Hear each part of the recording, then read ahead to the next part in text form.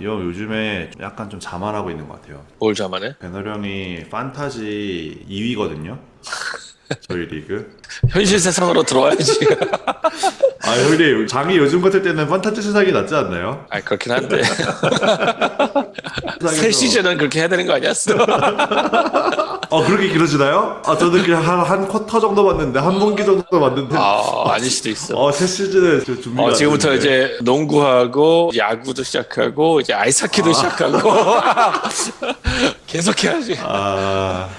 진짜 판타지 속에 살고 싶다. 2008년이 다시 재현이라고 막 난리도 아니던데. 그때 제가 기억나는 게 2009년에 그때만 해도 리커버가 안 돼서 분위기가 엄청 우울했어요. 선배들이 막 다 취직 안 된다, 오퍼 받은 거 지금 막 다 캔슬된다 막 이러면서. 그러니까 요즘에 뭐 주식 투자 관련해서 액션 하시는 분 계세요? 나는 우리 형이 저번에 엔디비안가 샀다는 얘기도 좀 샀어. 엔비디아 엔비디아 샀지. 엔비디아를 좀 샀어. 엔비디아 근데 당분간 계속 떨어질지도 몰라. 근데 괜찮아 어차피.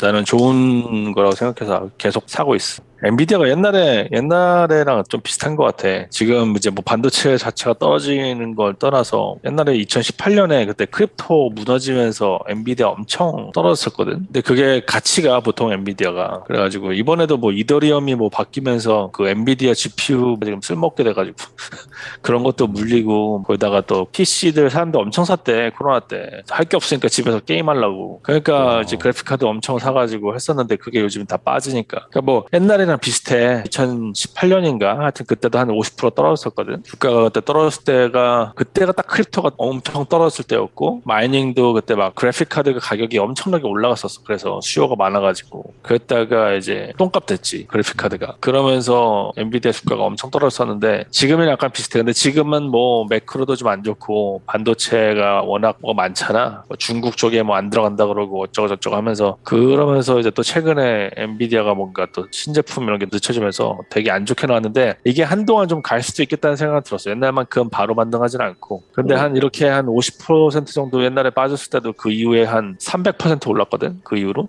그때도 막 엔비디아 블로그에다가 쓰고 뭐 얘기하면은 막 사람들이 막 이런 개잡주를 얘기한다고 막 그랬었어. 근데 엔비디아가 솔직히 그 정도로 얘기할 만한 그런 기업은 아닌데. 그래서 어쨌든 젠슨 황이 최근에도 얘기한 거 보면은 우리가 최근 2분기가 굉장히 안 좋은 실적을 내고 그렇긴 했지만 언제나 그랬듯이 다시 컴백할 거다라고 얘기해가지고 나는 뭐 전혀 의심이 없어. 엔비디아에 대해서. 그래서 앞으로 더 떨어질 수도 있을 것 같은데 좀 계속 모아가려고. 엔비디아에 취직했다 생각하고 그냥 그걸 살까봐. 그 저번에 카톡방에서 그러지 않았나요? 직원들을 맞아 갑자기 막 고용한다고. 깜짝 놀랐어. 요즘 추세랑 좀 반대로 가는 거잖아. 그래서 진심인가 봐. 반도체 진짜. 진짜 진짜. 국가적인 차원에서 진심이어야죠. 그러니까 지난번에 얘기했었는데 근데 요즘 반도체 장비도 좀 ASML도 계속 살려고 하고 있어. 많이 떨어졌거든. 네, 그런데 확실히 이런 국가의 파워를 좌지우지하는 이런 기업에 대해서는 ASML이 요즘 그 중국에 못 들어간다 어쩌고 하면서 그게 주가가 엄청 빠지고 있는 거거든. 그냥 반도체가 대부분 그래. 엔비디아도 매출의 한 40%인가 30%가 중국으로 들어갔어. 그러니까 지난번에 왜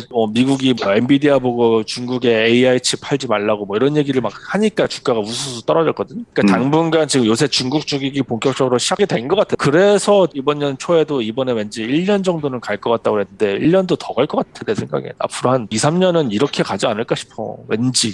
안 그러면 좋겠어 개인적으로. 근데 뭐 이런 상태에서 그냥 조용히 현금 채굴해가지고 그치. 아유. 어떻게 보면은 저한테는 개인적으로 사실 처음 있는 기회거든요. 2008년 뭐 그때도 투자하긴 했지만 그때는 제대로 뭐 직장생활 하지 않았었고 돈을 제대로 벌지 않고 있을 때여서 타격도 없었고 기회도 못 잡았죠. 돈이 없으니까 학생이었으니까. 근데 지금 이제 사회생활 하고 있는 입장에서 사실 디시전 메이킹을 그때 잘하면 어떻게 보면 정말 더 큰 부자가 될 수 있는 기회가 지금이잖아요. 잘 잡아야겠다. 뭐 마음의 준비는 돼 있는데 스트레스를 그렇다고 안 받는 건 아니어서 저는 요즘에 진짜 신경을 안 쓰려고 온갖 노력을 다 해요. 웬만해서 다른 거에 어디다 집중할 수 있는 게 뭐가 있을까를 고민을 하면서 이제 그런 거에다가 시간 투자를 하려고 진짜 형님 말 맞다나 회사 열심히 다니면서 드는 주식 감사히 받고 지출 컨트롤도 요즘 힘들지. 물가 많이 올라서 그래도 지출 컨트롤 하고 그러면서 더 사고 그렇게 해야지 뭐. Now is my time to shine.